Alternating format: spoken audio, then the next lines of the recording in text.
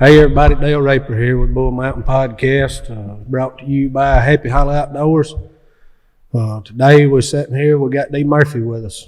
Dee, he's going to tell us a little bit, or a whole lot, about Hurricane Creek Lodge and what his role is over there and what all they're pursuing on the place. So, Dee, what is your official title there? Well, the general manager. So we've been doing that we opened up in 2006. Was when we opened up, so I guess it's going into our 18th year. So everything going pretty smooth. Well, you know, not all the time. Smoother some days than others. That's right. No, it's going good. We're very fortunate, man, to have do a lot of hunts. We do a lot of whitetail hunts, a lot of quail and turkey. Just we've always had the past several years we've had a waiting list to get in. So very, very fortunate, very blessed to have that. Yeah. So. How many local guys do you ever have? And I mean local within, a couple of 100 miles or something. I'm going to say probably the majority of our customers are the Southeast, but we get people from California to Pennsylvania. Really? So we get customers all over. But I'm going to say the majority of our stuff is going to be in the southeastern part of the country. So. And that covers the whitetail and the turkey and the quail? Yeah, mainly whitetail. Quail hunting's going to be probably a little bit more local. Yeah. We might reach out to the, Birmingham, Huntsville area and stuff like that. But then turkey, we'll have some people, that'll come, from, Georgia, Tennessee, again, the southeast kind of stuff. But the whitetail, I guess, is where people travel for the most, furthest part. So. What about as far as the feed and stuff like that goes? Well, we have, I guess we've probably tried about everything over 18 years now. So, we've tried anything from any kind of brand you can even think of. But, feed's definitely important. We're feeding about a 16% pellet. We put soybean oil on it to raise that protein to about 18%. And then it brings our fat level up because a pellet can only have so much fat before it breaks down. Right. So we bring that fat level up to about 6%, and seems to work really well for us. So. Do you have to change feeds up throughout the year anytime? No, we pretty constant. Same thing year round. So like when they nursing, fawning, or anything, you don't have to change anything up. No, we don't change anything up. We stay, and they seem to do pretty good for us. Yeah, that's one less headache, ain't it? Hey, it is definitely one less headache, but it's a definitely really important thing for the deer, because genetics are where it's at. Yeah, you got to have the right genetics. I would say probably food is probably 10%, but you definitely want to try to give them the best thing you can give them, right, to be the best they can be. It's sort of like, you got somebody over here eating, Snicker bars, and you got a guy over here eating vegetables and eating good. This guy right here is probably going to outperform this guy. So it's, but there's, like I said, there's all kind of different products that you can go out there and feed, but. We found it, to stay in with that protein level, that 16%, and bring it up to about 18%. But that's about all a deer can really intake anyway. Yeah. So. Do you ever see where breeding good genes to good genes don't work out? Oh yeah, you can. They always say the doe's the mama's the one that carries probably the higher percent of the genetics, but yeah, it's definitely some trial and error. But we have a software program that keeps up with everything for us, and we have purchased semen all over the United States, from up north to Texas, and we can import that, but we just can't import deer. So yeah, our borders are closed. We can't import or export whitetail, but we can do the semen. When did that come about? That's always been like that. That's always been like that, yeah. I think the state from a long time ago, they brought some deer in to put in the bankhead, but that was right. The state did all that, But trying to get whitetail established. Yeah, well, yeah, something like that, I guess. But that was many, many, many years ago. But yeah, it's always been illegal to export or import whitetail deer. So, but the way we get our genetics so good now is because we were allowed to bring semen in from all these great genetic deer from up north and then all the stuff out in Texas and stuff, and it's really, helped us build our herd, you know, Right. and we grow some. I mean, it's just some unreal deer what we produce, and then all the deer breeders across the state of Alabama. I mean, it's gotten crazy since we've done it. I remember when we first started. I remember seeing the first 200-inch deer. You know, that was a big deal. Yeah. You know, now it's really common, and I remember we had the first 300-inch deer. We had the first 300-inch 1-year-old deer. So we've seen it grow, but now it just, you know, you go to any breeding facility or anybody in the state, and you know, they're growing these 2-year-olds that are 180 to 200 plus inches, and Right. it's just a long time ago that wasn't Unheard around. of, you It was know? unheard of. So, but you know, so that's.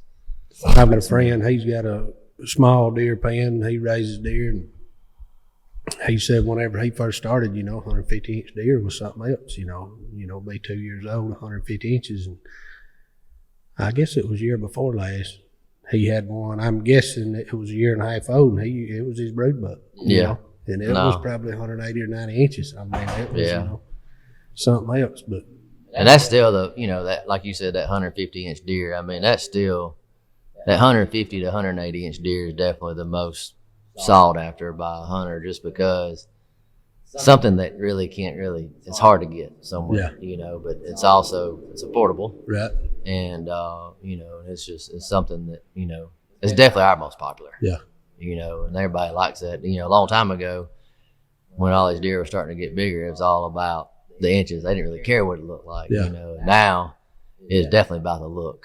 I mean, yeah, I've seen that Yeah. and heard people talking about they don't want all of that non-typical stuff. They Yeah. want it more typical and more real looking. that's you right. know? But I'm telling you though, it used to be the funkiest thing you could really grow That's what out they there. And wanted. that's what they wanted. But now it's changing. You got a guy, you know, or a lady or whatever out there hunting with you, and you know, a big old 200 and something inch non-typical walks out or whatever, then you got a beautiful 180-inch deer walk out, and Yeah. you say, hey, whichever one you want, they're going to choose that 180-inch typical all day long. Yeah. So, you know, it's just something that you don't find out much in the wild. So, Right. How does that non-typical stuff come about? man, it's, you know, I guess it was all the genetics. Everybody was pushing as much. They were trying to figure out all the genetics and how to push as much inches as possible at a younger age. And Yeah. now it's starting to get bred out of the deer. Out of it. So you just don't see many deer anymore that's, you know, highly sought after in the breeding world for whitetail that you go and buy semen for that's 500 inches or Right. whatever it is. It's just, you know, looks sort of funky looking. You just don't see that. Yeah. You know, people are not trying to buy that semen or whatever, but so now it's all starting to get bred out, and everything's getting more typical now. Yeah. So, What about diseases? Do you well, see that you know, a lot? EHD, man, is probably one of the toughest ones, and EHD is the hemorrhaging disease, blue tongue. Right. You know, that's everywhere. So, you know, that's definitely, I guess, one of the toughest things. But it don't happen just to us. It happens out Yeah. in the wild and everywhere else. So, you know, they have vaccines for it. Right. You know, so we can vaccinate through a shot. We do that in our breeding facility. Of course, you can't do it out in the preserve or Right. you know, out in the wild. But yeah, so EHD is probably one of the worst ones, I guess. It's, you know, that can cause a lot of deer mortality. Yeah. You know, now they got the CWD going around. Yeah. You know, and I think they found a couple of cases in Lauderdale County. Yeah. 3 or 4 cases or whatever. So that's on a watch, and some in Mississippi. So, you know, I guess everybody's a little bit nervous about that. Oh, yeah. Hopefully nothing comes out down here in Franklin County. Yeah, maybe not. Folks, we got to take a short break. We'll be right back.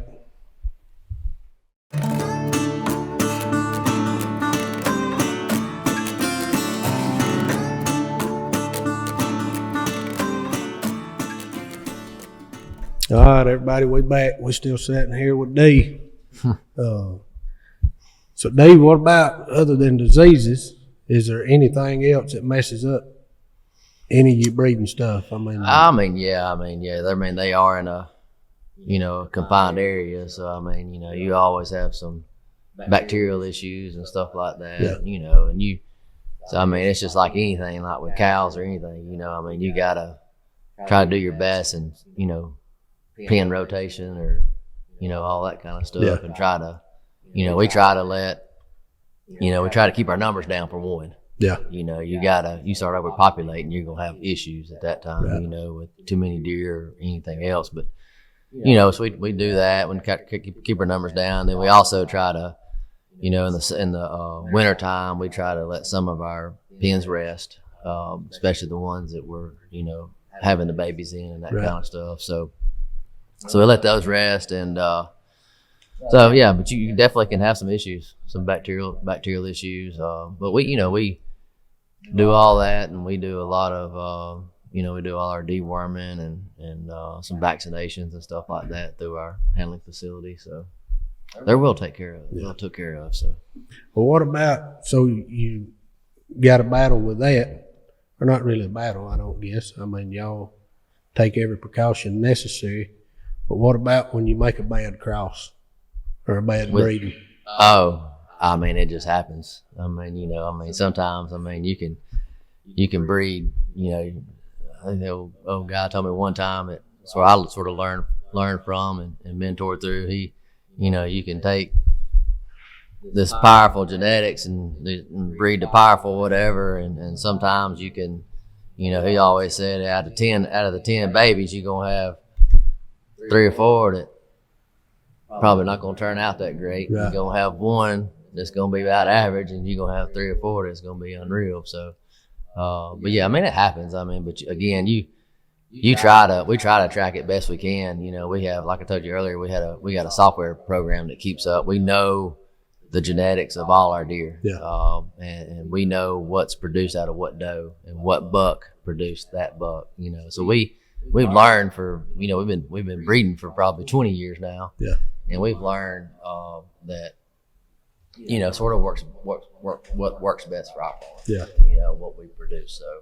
Would you always notice that on the first set of antlers? Yeah. I mean, yeah, you start learning pretty quick, especially that, those, if it's not a, first set of antlers, if it's not at least an 8 point, definitely want it to be at least a 10 to think we've done something good, or that a 10 point or 12 point yearling, has a good potential of being a good breeder buck for you. But if you start, throwing a lot of 4 points and 6 points or spikes or whatever first year, then probably didn't work out too well for you. Even though it's, it doesn't mean nothing at all times. I mean, sometimes you can have a spike or a 4 point, and that deer could be something else at 2 years old. Right. It could happen like that because it's born late.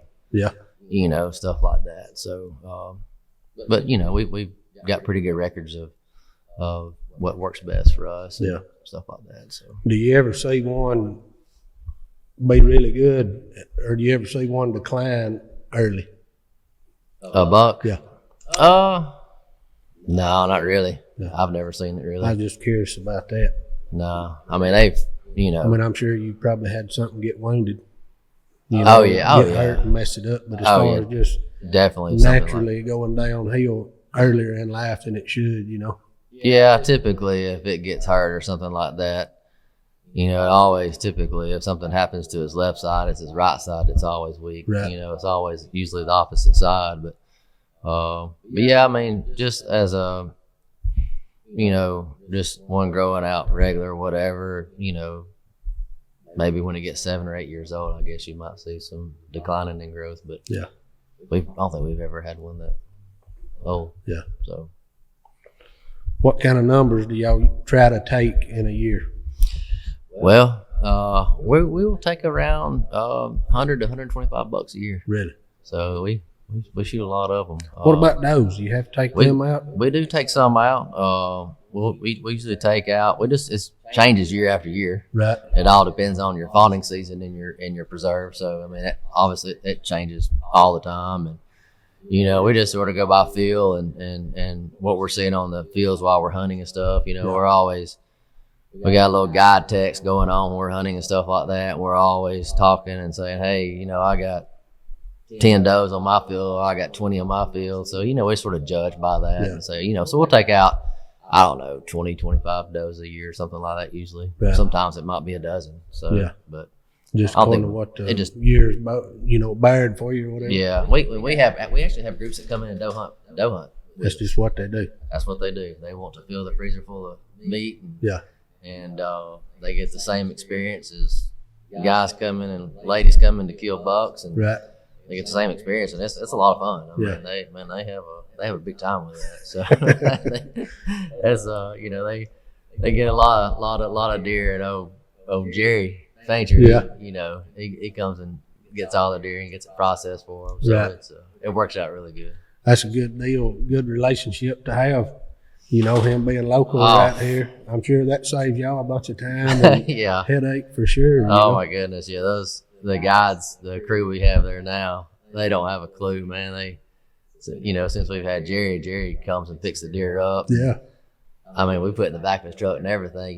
We don't have to clean it or gut it or cape it, but Friar Jerry, that's what we had to do. Yeah. And they're all, they get to get all the good experience using Jerry. Right. So it's so anyway, yeah. So yeah, having Jerry is, man, I'll tell you what, Painter Taxidermy, they got it going on, and he comes in there and they'll somebody will kill a deer or whatever and take a deer and Jerry shows up, brings his book of all his mounts, and Yeah.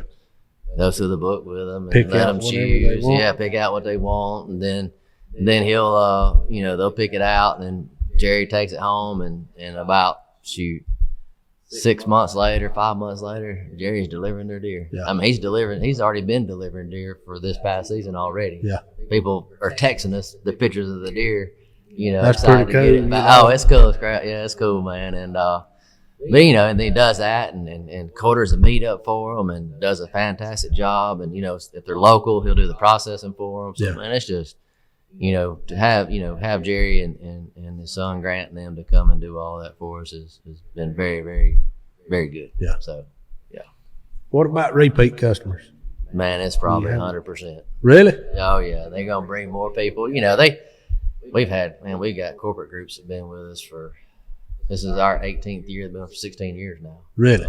Yep, they come bringing their customers, and even individual hunters that just some families or stuff. They've been coming for 15, 16 years too as well. Huh. And they end up bringing more people, but sometimes, you'll get somebody that might hunt with you for 3, 4, 5, 6 years, whatever, and then want to, go do something different. Change the That's scenery normal. or harvest That's a normal. different animal or whatever. But that's right. But in about a year after they go, they call us back. Really? They want to come back and hunt.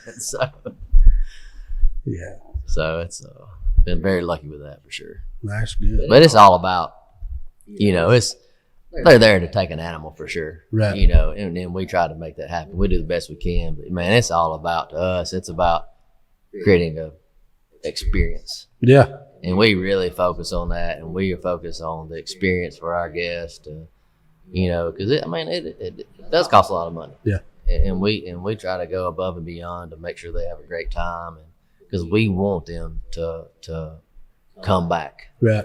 We want them to bring their family or friends to come back and hunt with us, Yeah. and that's what we've built our business off is that repeat business. Yeah. And then getting them to bring it. Well, I mean, that's at the end of the day, I don't care how many mounts you've got hanging on the wall or anything else. I mean, the memories is what's going to stick with you forever, Absolutely. I mean, whatever experience you have, whether it be a good one or a bad one, No, that's right. I mean, that's what's going to stick with you. So, like you said, you keeping people out there and making that experience good for them, I mean, that's going to bring people back, That's so, right. And I'm telling you, we got a staff and it's not just the hunting either. It's the food and everything else. I mean, Right. To me, having good meals and all that. Oh, yeah, them I mean, accommodations account that is for more a important lot. than it is definitely more important to me than just the hunt itself too. It's because you can have a good hunt and good food and camaraderie and all that and be an awesome experience. You could have a hunting where it might not be so good, Right. but you have good camaraderie, good food and all that good stuff, still a good hunt. Right. It's hunting. Yep. So, but anyway. Well, folks, we got to take another break. We'll be back just shortly.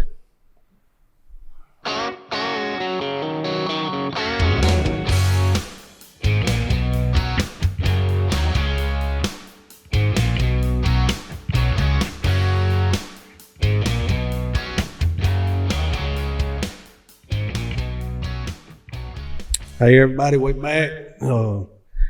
Dee, what about, the only time I've ever hunted in high fence, we went to Texas, and whenever ever on our way out there, the whole time that was playing, I was planning on just helping Jerry Paul skin because he went with us, Yeah.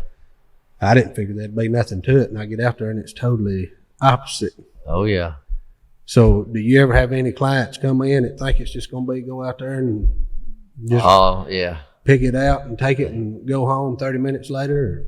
Oh yeah, definitely the new ones that hunt with us, or they've never hunted a high fence, and they'll tell you, and they'll say, well, I've always been skeptical of it, or just whatever. And once they come and experience the experience we give them at our place, it's a whole different ball game. Right. You can go in there and take a deer. Yeah, I mean, there's sometimes when you hunt and you might not see a deer, period. Right. I mean, that's hunting.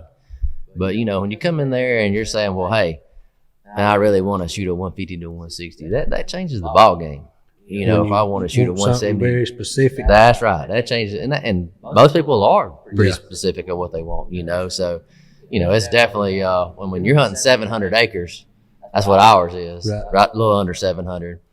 And on our 700 acres, we only have 20 acres of food plots. Yeah. Because that's all the flat land we have. Right. So, I mean, you could imagine where these deer hide that you don't even see. Yeah. So, yeah, people, they definitely can be skeptical about having to hunt in a high, or even hunting in a high fence. But once they experience that with us, I mean, as soon as they come that first year, they're hooked.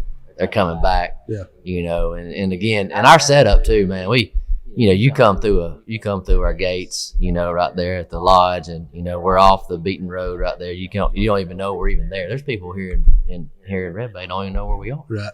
Didn't even know we even existed. Yeah, we've done that. Yeah. He said, "Where's that at?" I said, "It's just right over here outside of town." Well, we sort of design that like that on purpose. But again, once you come through our gates and stay with us and everything, the lodge is right there and up front, and you never, once you get there, you never see a high fence again. Right. You never see it again. So we want them to, you got to have a high fence, obviously, to take some of these big deer, to raise a deer and stuff like that. But, we want them to sort of, when they get in there, to sort of forget that was there. That they're there. Yeah. And we, like I said, we our road system through to get to our stands and all that is, we thought it through. Yeah. And to make sure they have that good experience that, they sort of forget. Yeah. So, cause we're very, like I said, we're Todd and I, the guy Todd Willett that owns the place, we're both always been super sensitive about that. Yeah. So, but anyway. What about in there? Have y'all ever taken a deer that you didn't know was there? Absolutely. It happens every year. So yeah, I mean, we're pretty good at, knowing what's there. We run our camera system that, we run cameras all the time, and, it gets on our cell phone. So we track that really good. And Abby, I think Abby that works with us. I mean, she does a fantastic job keeping all it organized for us and for the guides and all that stuff. But 100%, man, every year you get that old ghost buck that comes in there and you're like, where did this deer come from? It happens. Yeah. You're like, oh, we don't have any more deer, and we're done or whatever. And man, that happened to me, actually happened to me, I think it might have been last year or the year before. The guy came in late, and I said, man, it's going to be tough. It's going to be tough hunting. I said, I know it is. I said, we got 2 or 3 that, that y'all are looking for. And he gets there and he said, man, I want to shoot 200-inch deer. I said, oh man, I just don't think we have any. Yeah. So we're trying to kill a couple 150, 170-inch deer. And anyway, so he, this is like the last evening, and I said, let's just cut through this one field here. I said, we've been going down these roads. I said, let me just see what out here, we're going to drive through and right before we get back to the lodge anyway. And I see this big old buck chasing these does. I told that guy, I said, what in the world is this? So he couldn't believe it. Anyway, we go back and that deer was chasing these does, but he had been hemmed up all winter, all season. I guess with does, I don't know what it was, what he was doing. But anyways, nobody saw it. Right. Well, here he is, and man, that next morning he's still with those does, chasing those does, and we was lucky enough to get him. Yeah, we were sitting there, and that old guy, he was tore up. That's a big old dude, I mean, he thought he was no pressure on him. Yeah. A man's man. Oh yeah, he's up there and he gets on that deer and he starts shaking. I'm talking about he gets buck fever. I get tore up, and then he's about to shoot. Click. Oh man. I'm like, this is your last morning. You just clicked on a ghost deer, So anyway, and then he gets that bullet out, and the deer's still chasing does out there, and don't pay us no attention, and clicks again. And I'm like, what in the world is this guy's like? He's got a real nice gun, and all that good stuff. You figure he knows what he's doing, But anyway, we end up getting the deer. He ends up getting the bullet back in there, and just and getting the deer. So it worked out, but that was a lot of fun. But again, it does happen every year. You always get a deer that you never that you just don't know that you have. Right. Absolutely. Do you ever have them that you know is in there? They just disappear on you for a season. Does it ever go that long? Oh yeah. I mean, probably not for a whole season. You'll end up finding him, or I think typically, I've never really had one just disappear for a whole season. Yeah. But, we got this one deer that we tried to take for years, and he was sick. Ended up being, I think, around 6 or 7 years old, and anyway, so he just never would. He never would show up. He would show up when he's a 200-something inch deer or whatever, but he would show up when, you got somebody wanting a 130-inch deer, 50-inch deer, and then you had somebody that really wanted that deer, and he never would show up. Yeah. So, it's the way it is. Mm-hmm. So this is kind of skipping back to some of the stuff we talked about a few minutes ago, but what about predators? Oh, man, coyotes. Yeah. That's one of the toughest things. They're hard to trap, but we try to do the best we can. But we were having some really bad problems with them getting in, because they'll dig right in the fence. Oh yeah. But so we hired another fencing company to come back, and they put this stuff called predator wire. Put an apron on it. And it's just like an apron. That's right. So it's about a 3-foot apron to keep them from digging. Right. And it's definitely helped us. But I think those things, they climb up the fence and go through it. I've got a buddy down below Tuscaloosa. He's got pictures off of game cameras of one climbing the fence. Yeah, I don't doubt it. He sure does. Yeah, I don't doubt it. But yeah, the coyotes are definitely the biggest predator we have for our deer. Yeah. But anyway, so whenever they're fawning, you got to be there 24/7. On the breeder pens we do. Yeah. In the preserve we can't. Preserve. The preserve, they're wild. They're considered wild. We can't touch the deer. The state won't allow us to touch the deer, so we can't. But yes, in the breeder pens, yes, we're on that pretty much 24/7 while they're fawning, because we got to tag them. Yeah. That's a state requirement. We have to tag them. We have to enter their information in a computer system that the state Like each has. one of them's got an ID number. Every one of them's got an ID number. But also, we want to know and tag it, because that helps us identify that deer of what, doe it came out of and who the daddy was. Right. So that, that's how we track our genetics. Yeah. But yeah, we're during that season, we're definitely 24/7. Yeah. So what about how do you choose what semen you're going to use? I know this is backtracking a little bit, but this is just some stuff that's popped in my mind. Yeah, you just go back and look at your production. Yeah.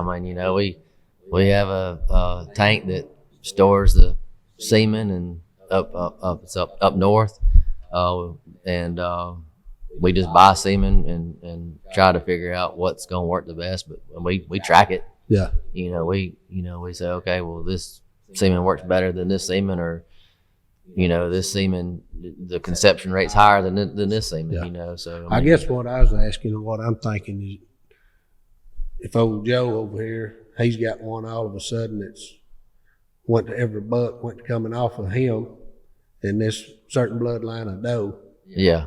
You know, how do you determine if you want to mix that with a doe you have or whatever? Oh, you know, make I guess it's just trial and error. Trial and error, it's be that. trial and error. I mean, but you got one shot a year. I mean, they have babies once a year. Right. So I mean, that's all you know, got. you don't want to try to do too much trial and error. Too many out crosses. Yeah. So you got to go with what works for you. Yeah. All right, folks, we got to take another break. We'll be right back.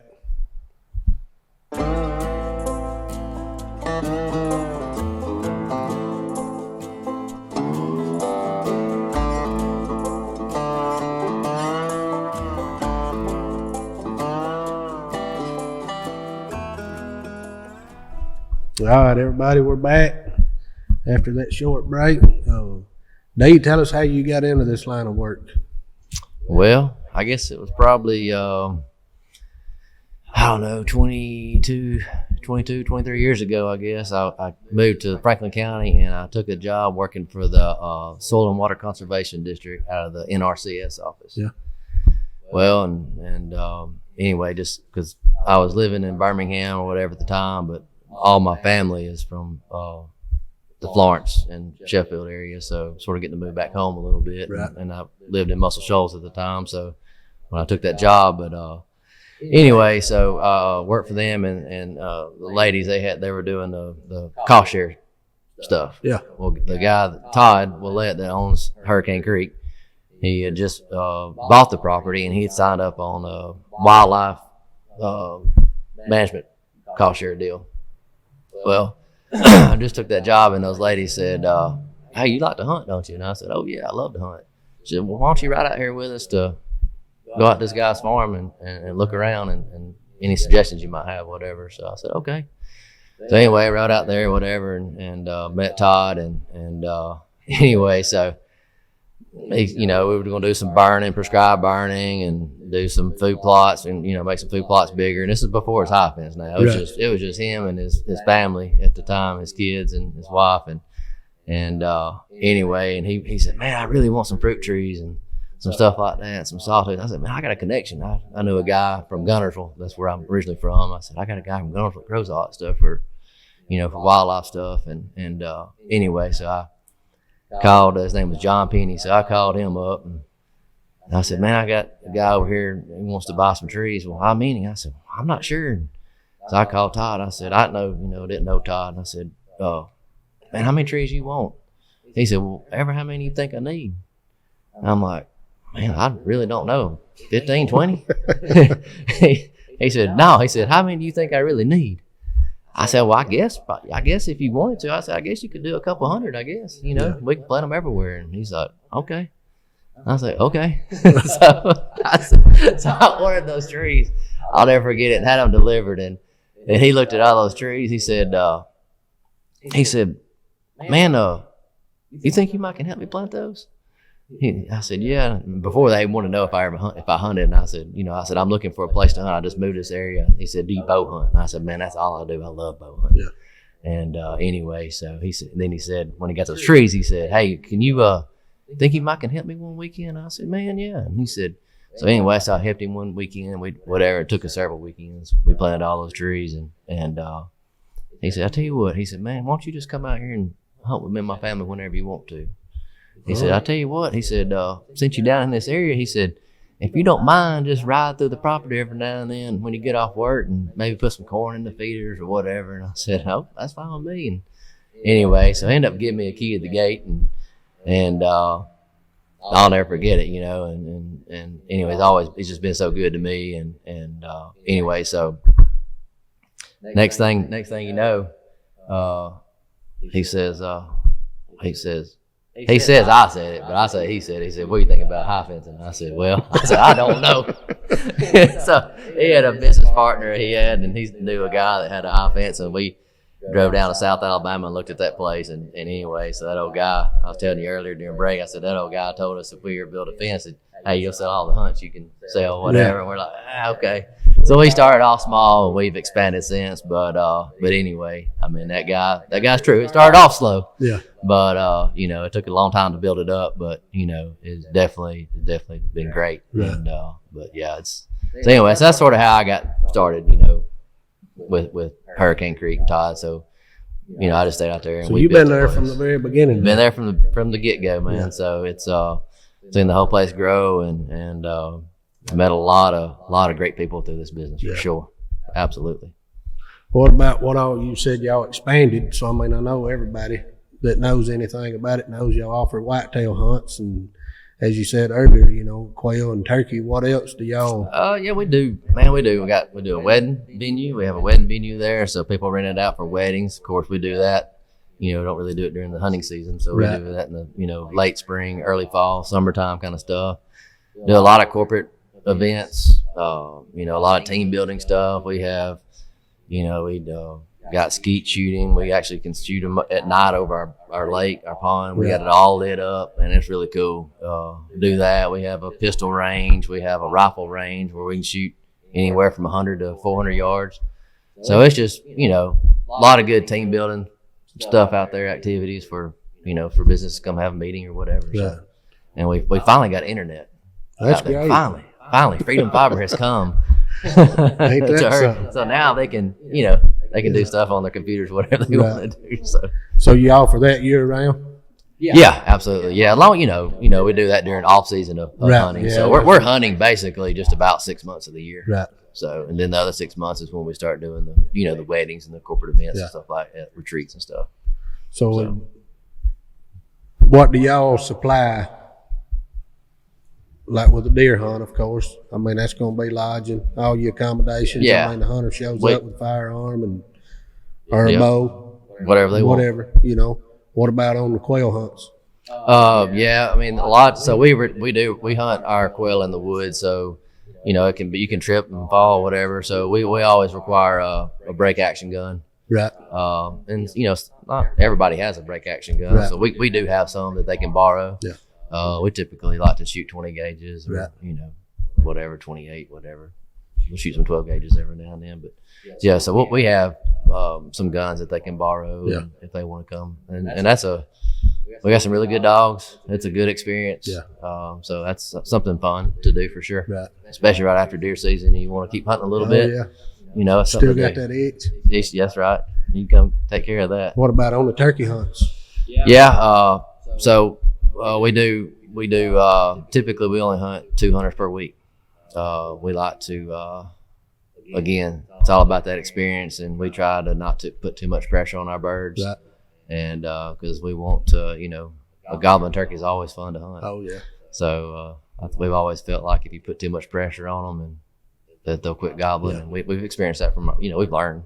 Oh yeah. So it just makes for a better experience. So we don't do too many of them. Yeah. But anyway, I guess it's probably. Is it easier to manage numbers of turkeys in there? Yeah. I mean, you still got to keep your predators under control. Yeah. I mean, you got your coons and your possums and your bobcats. I mean, you still got all that. You still have to deal with all that. Yeah. So I mean, it's pretty good. Yeah. Ain't too bad. All right, folks, we got to take another break. We'll be back just shortly. I know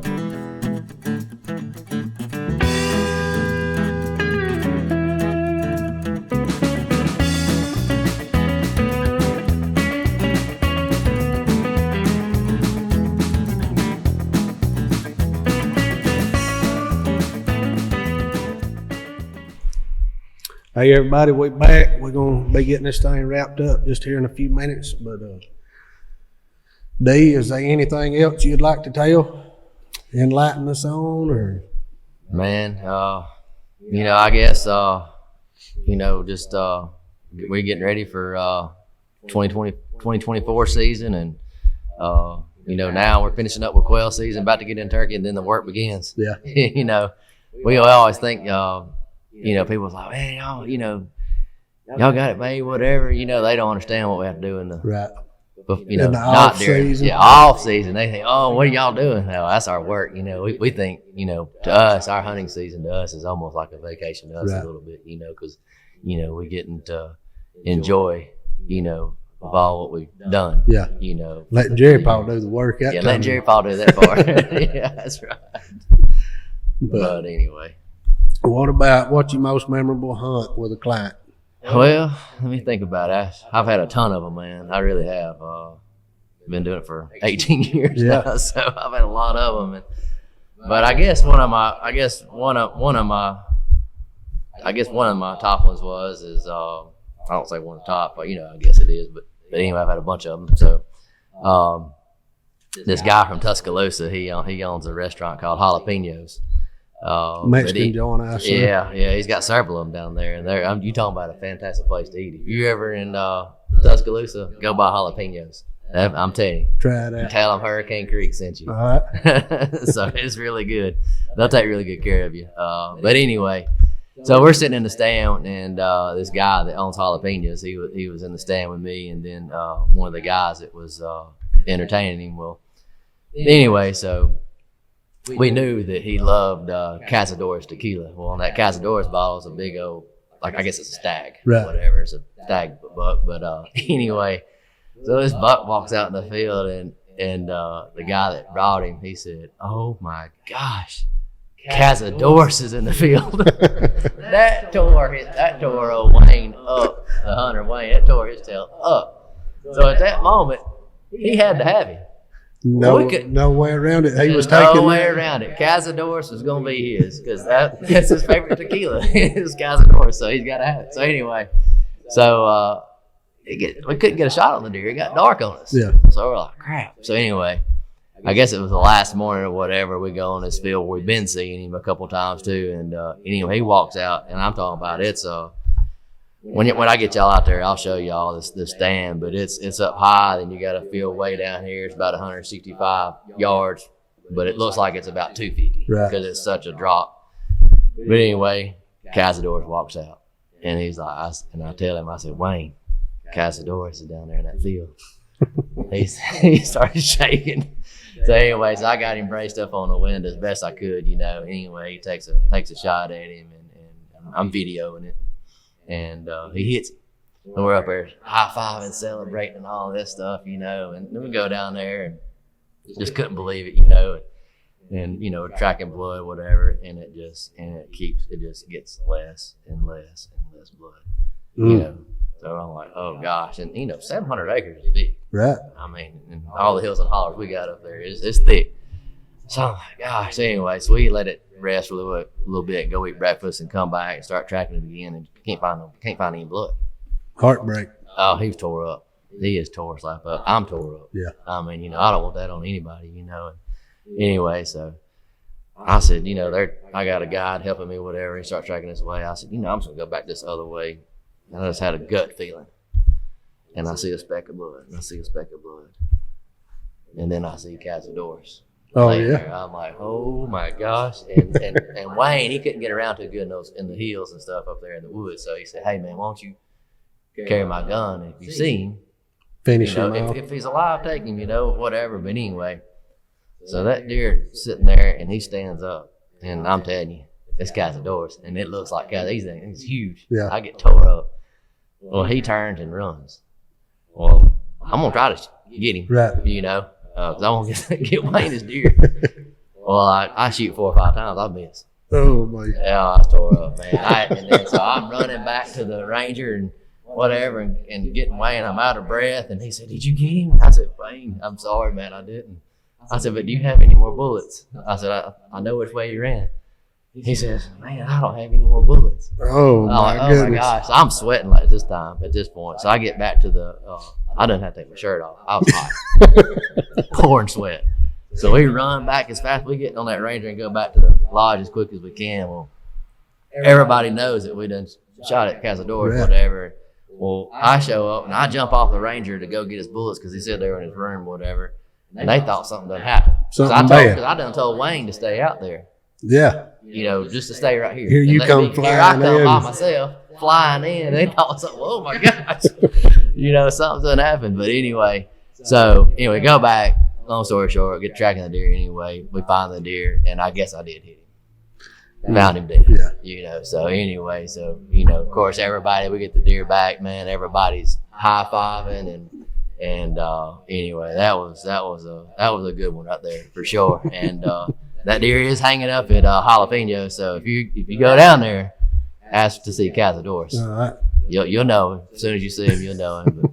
But man, yeah, I've had a ton, not a ton of hunts that have just been like that. Right. They're just something you'll never forget. And so that's what it's all about, man. Oh yeah. It's all about them memories. Absolutely. Well, Dee, we appreciate you being here with us today. Absolutely. Appreciate y'all having me. Oh yeah, we look forward to doing some things with y'all in the future too. Man, yeah. Y'all have a great thing going over there. We try. We working at different things. We're trying to bring in new things and see what we need and don't need and, whatever else. But you got anything else you want to share? Man, I guess I'm good. But I sure appreciate y'all for having us. Man, yeah. Like I say, we're glad you was here. Yep. All right, folks, that's going to wrap it up for today. Remember Joshua 1:9, God's always with us. Y'all look that up. I don't know if Dustin's going to have that on the screen or not, but anyway, y'all just remember that. Y'all have a good one.